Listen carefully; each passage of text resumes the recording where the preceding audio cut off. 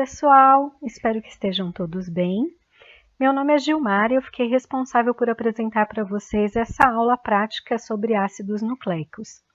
Eu vou me apresentar rapidamente antes de iniciarmos a nossa aula. Eu sou bióloga. Recentemente eu terminei o meu mestrado pelo programa de pós-graduação em Biosistemas aqui da Universidade Federal do ABC e atualmente eu sou doutoranda deste programa.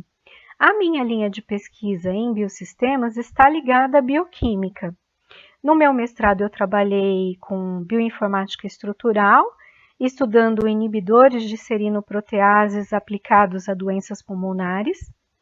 No meu doutorado eu trabalho com biologia molecular, em especial em células cancerígenas, e também trabalho com proteínas recombinantes, que é mais popularmente conhecido como engenharia genética. E eu também faço parte de um grupo de pesquisas aqui da UFABC, que é ligado à rede vírus do Ministério da Ciência e Tecnologia, que faz o monitoramento do SARS-CoV-2 no esgoto como forma de prevenção e combate à Covid-19. No final da nossa aula eu vou deixar para vocês os meus dados de contato. Qualquer dúvida que surgir ou pergunta que vocês tiverem, podem me escrever que eu vou estar à disposição para ajudá-los, tá? Bom, se nós estivéssemos presencialmente lá no laboratório da universidade, nessa aula nós iríamos fazer extração de DNA. Mas como nós não podemos ainda ir até lá, a professora Ana e eu pensamos em trazer duas atividades para vocês.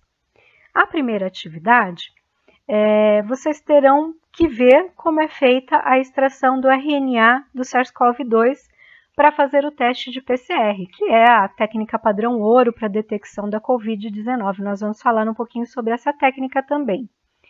Eu filmei esse processo de extração no laboratório da professora Márcia Esperança, que é onde são processados os testes semanais da comunidade que tem frequentado os campi da UFABC. Já a segunda atividade será um pouco mais interativa. Eu vou apresentar para vocês um software que permite a visualização de biomoléculas. Quem desejar, poderá inclusive instalar esse software no seu computador. Eu me disponho a ajudar quem precisar, tá? Para fazer essa atividade na prática. Porque com esse software nós poderemos explorar a estrutura tanto dos ácidos nucleicos como de qualquer outra biomolécula que vocês quiserem estudar, tá? Bom, qual é a primeira coisa que nós fazemos quando nós queremos obter um DNA ou RNA? É coletar o material biológico, certo? Então, o DNA, ele é encontrado no núcleo da célula. Portanto, todos os fluidos ou tecidos biológicos podem ser utilizados para a extração de DNA. Os mais utilizados são o sangue, a saliva, o esperma, ossos, dentes, fios de cabelo. Todo material que tiver célula pode ser usado. Lembrando que a coleta precisa ser feita com o máximo de cuidado para que o material seja bem conservado, não seja contaminado, e que quanto mais fresca a amostra for, maiores são as chances de nós termos uma extração bem-sucedida. Na UFABC, as pessoas que têm frequentado os campi fazem uma autocoleta de saliva.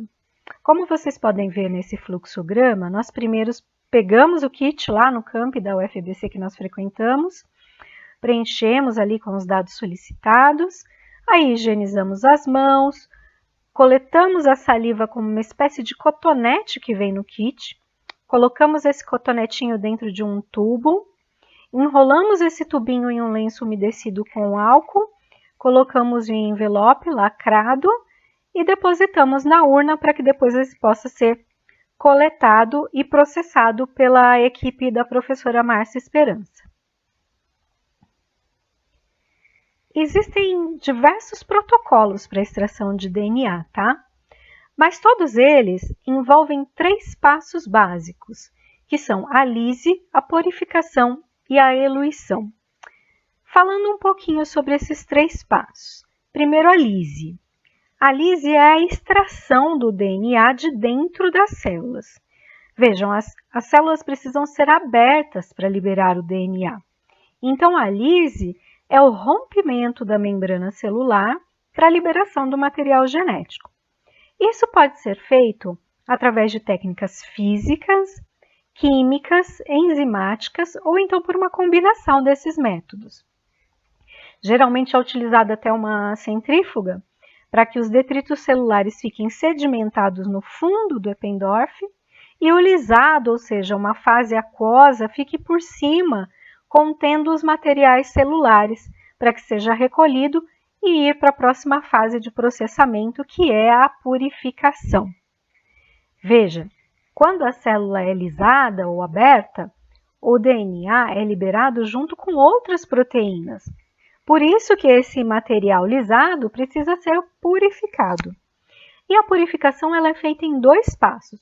Primeiro é feito o isolamento, ou seja, a separação do DNA das proteínas, e isso pode ser feito utilizando solventes orgânicos como o fenol e o clorofórmio. Pode ser feito também utilizando colunas ou kits comerciais de extração ou beads magnéticas. No nosso caso de exemplo, a amostra ela é isolada com fenol ou clorofórmio, tá? Em seguida, ela é centrifugada para separar as fases aquosas e orgânicas no tubinho. E a fase aquosa no topo, que é a fase que contém o DNA, vai ser então coletada, deixando para trás a proteína da fase orgânica. O segundo passo da purificação é a lavagem, para deixar o DNA puro. Isso é feito adicionando etanol ou isopropanol à amostra. Assim, o DNA vai formar um precipitado branco e nublado dentro do tubinho. Aí a amostra, então, é novamente centrifugada, fazendo com que, dessa vez, o DNA precipitado se junte na parte inferior do tubo, formando um pellet. Esse pellet é, então, lavado em álcool, é seco e vai para a próxima etapa, que é a eluição. A eluição é a recuperação do DNA através de ressuspensão. Então, após aquela lavagem final, o pellet é ressuspendido em uma solução tampão, criando assim uma solução aquosa de DNA purificado, que está, então, finalmente pronto para ser estudado. Vamos ver isso na prática? Eu vou passar para vocês agora o vídeo que foi feito no laboratório da UFABC.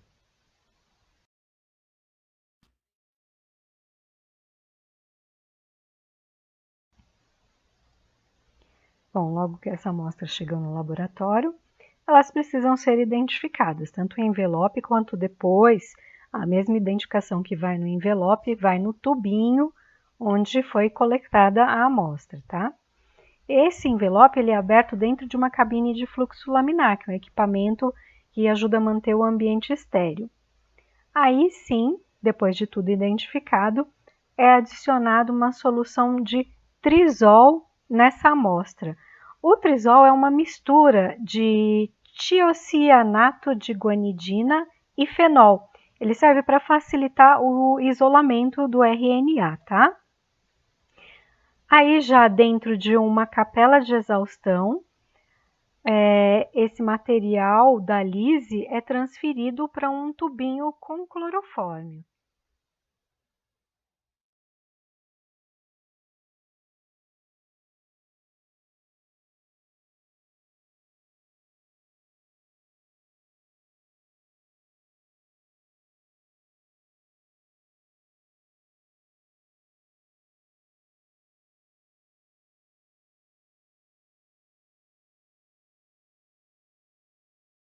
Lembra que eu falei para vocês que o DNA junto com o clorofórmio forma um precipitado branco, né? Então é o que nós vemos nesses 2 tubinhos, uma mistura bem branquinha, que vai para a centrífuga. E aí vai ser essa primeira centrifugação por 5 minutos, que é para a separação das fases, né?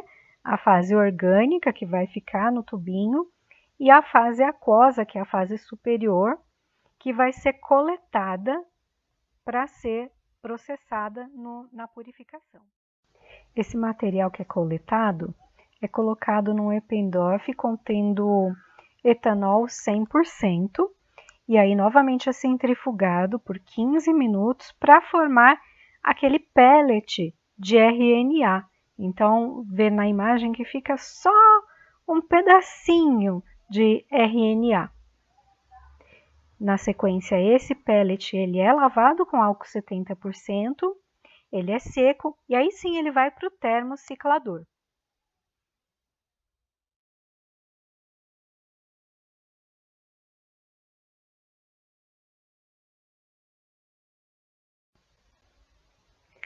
Bom, então como nós vimos no vídeo, o material que foi coletado, ele passou por todas aquelas 3 fases que nós falamos, né?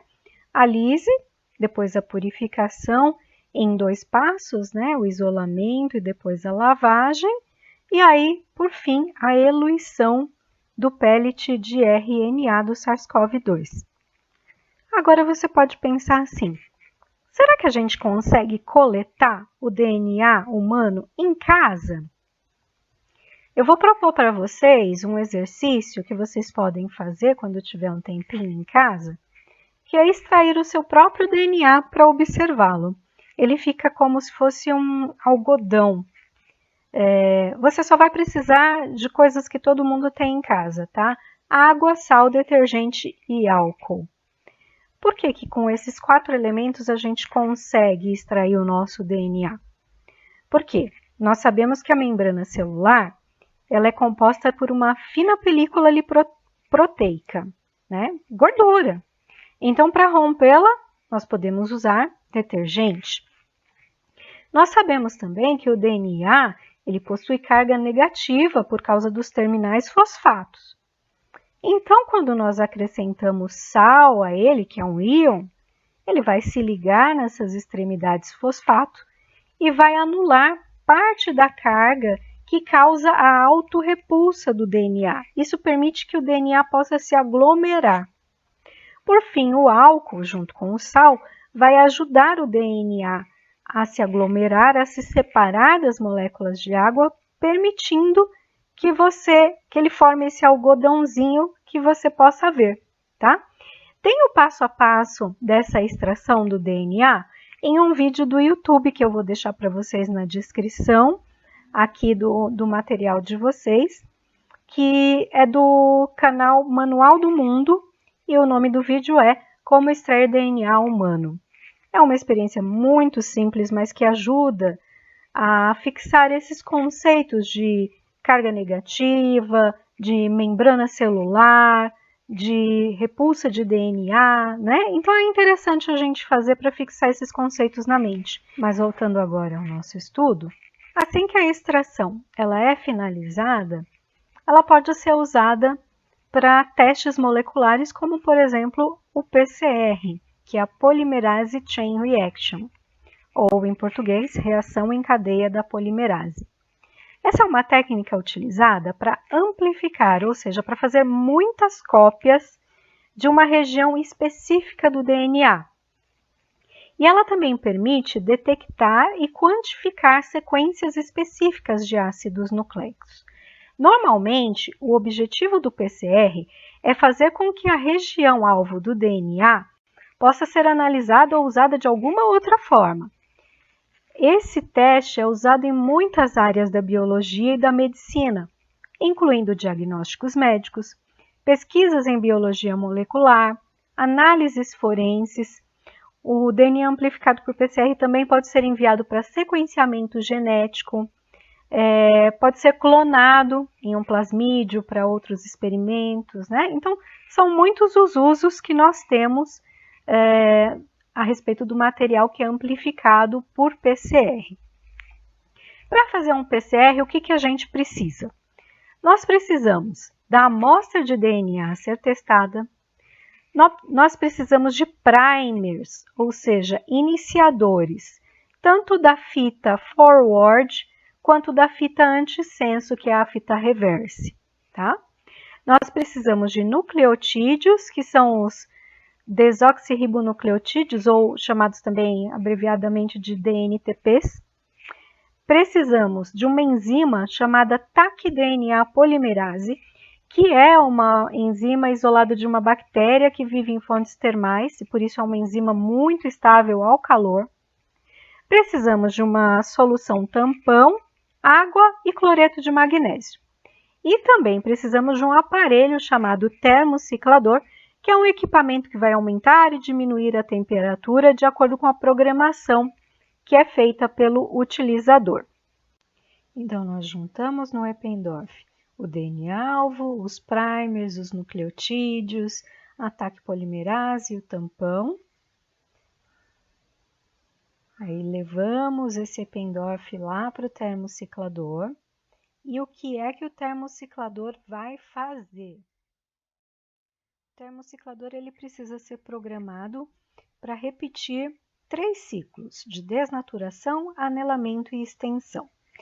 Então, o que seria a desnaturação? Tá?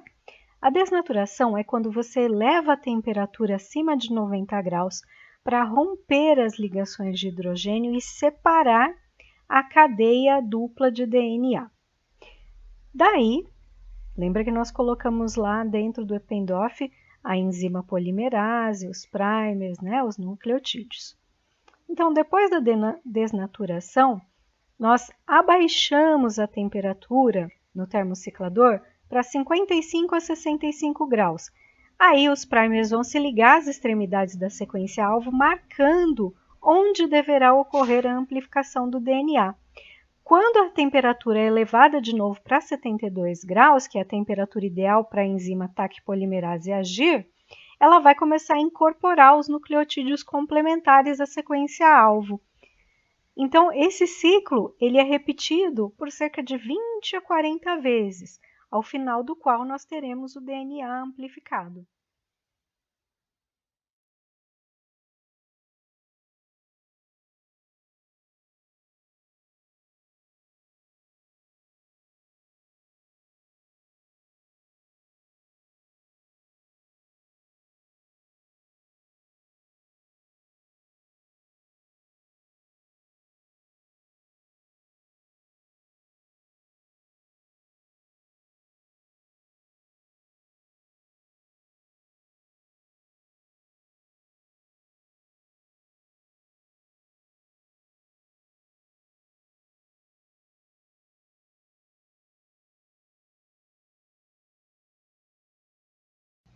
Percebam que o crescimento é exponencial. Então, ali no quarto ciclo, nós temos 8 cópias do DNA-alvo.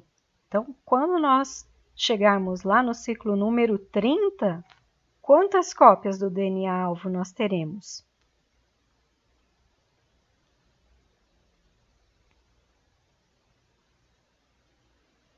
Mais de 1 bilhão de cópias do DNA-alvos em cerca de 4 horas é o que nós obtemos numa reação de PCR.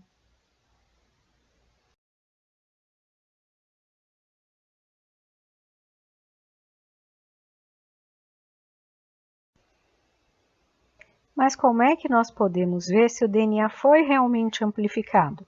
Se a nossa reação de PCR deu certo? Então, depois que é finalizada a reação de PCR, nós colocamos uma alíquota do produto amplificado para correr uma eletroforese em gel. Nós podemos usar o gel de agarose corado com brometo de etídio ou um gel de poliacrilamida corado pelo nitrato de prata. E aí, os fragmentos de DNA de mesmo comprimento vão formar uma banda no gel após a corrida na eletroforese, que poderá ser vista em um aparelho transiluminador. Bom, pessoal, nós terminamos a primeira parte da nossa aula aqui. Vamos dar uma pausa para tomar uma água e a segunda atividade eu vou trazer em outro vídeo para vocês.